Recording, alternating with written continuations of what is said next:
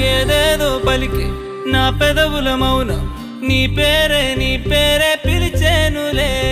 నీ పిచ్చితోనే అల్లాడే ప్రాణం నిన్నేలే